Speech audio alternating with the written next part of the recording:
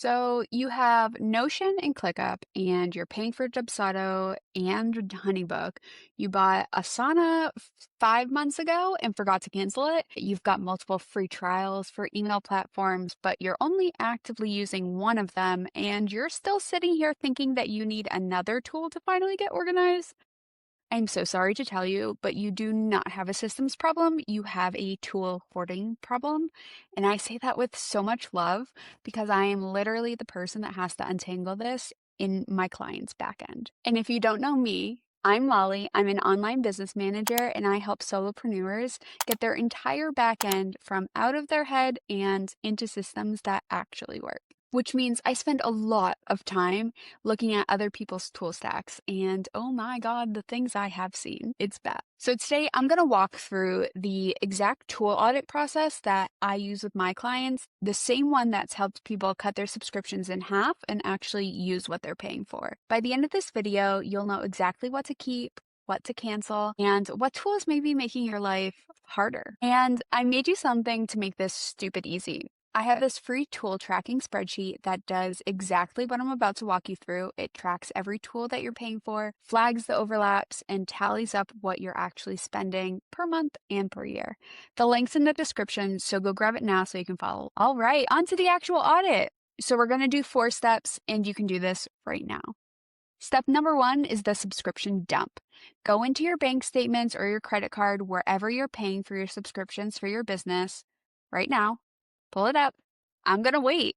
Eternity later. And you're going to put every tool that you've been charged for within the last month. Write them all down. Notion, Canva, a scheduling tool, a course platform that you bought back in 2023. I say this because I might have some experience with that. You're going to write down all of it. But if you grab this spreadsheet, this is where you fill in the first 2 columns, the tool name and what you're actually paying for it monthly. The spreadsheet is going to auto-calculate your annual costs, so you're about to see a number that might make you feel some things, and that's okay. That's the point. I did this with a client a couple months ago, and she found that she was paying for 11 tools, but she was only actively using 5 of them.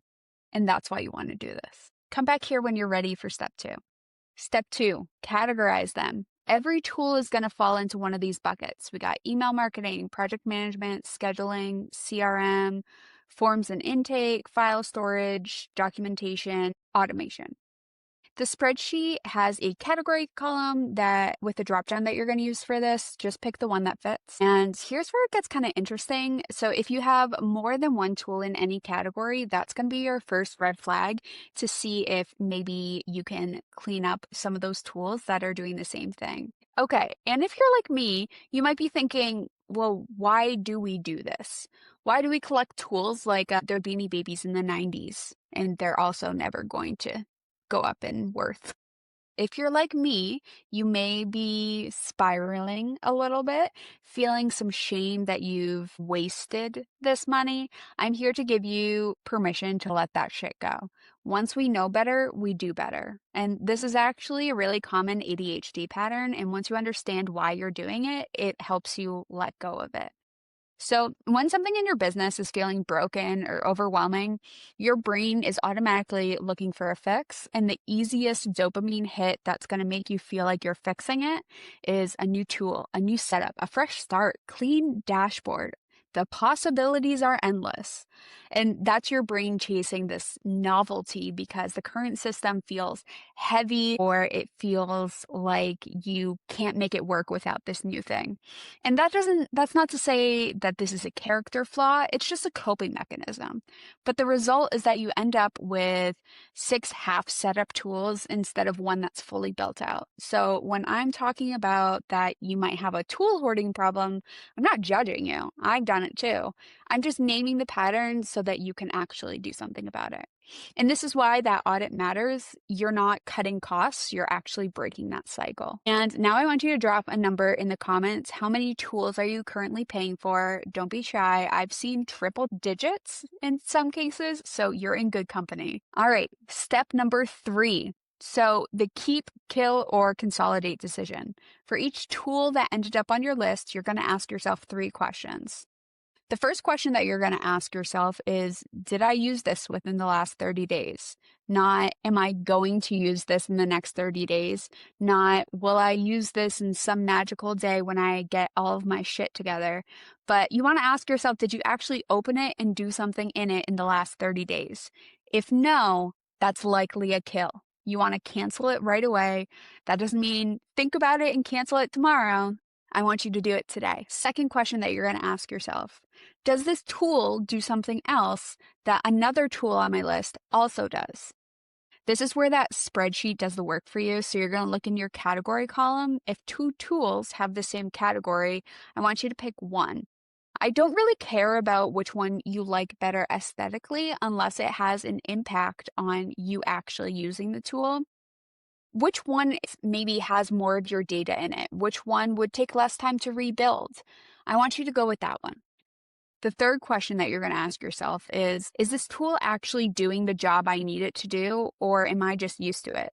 And this one can be kind of sneaky because sometimes you're paying for a tool that technically works, but you've outgrown it, you have to do a lot of manual stuff together, or it doesn't really connect to anything else that's in your tool stack. And that's a consolidate. It's not necessarily a kill, but it's a flag that says this might need to be replaced, not just kept. There's also a how much I like it column in the spreadsheet, and I put that there on purpose because if you rate a tool 2 out of 5, but you're still paying for it, that should flag you to something being wrong.